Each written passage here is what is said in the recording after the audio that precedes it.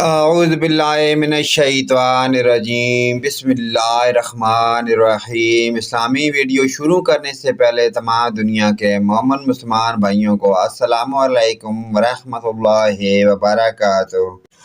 سوال: حجاج کرام عید کی نماز کہاں ادا کرتے ہیں؟ جواب: حجاج عید کی نماز ادا نہیں کرتے۔ سوال ہے: حج کے دوران حضور نبی کریم صلی اللہ علیہ وآلہ وسلم کو کنکریاں کون سے صحابی چن چن کر دیتے تھے؟ جواب: حضرت فضل ابن عباس رضی اللہ تعالیٰ عنہ۔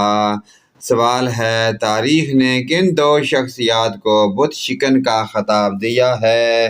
جواب: حضرت سیدنا ابراہیم اور محمود غزنوی۔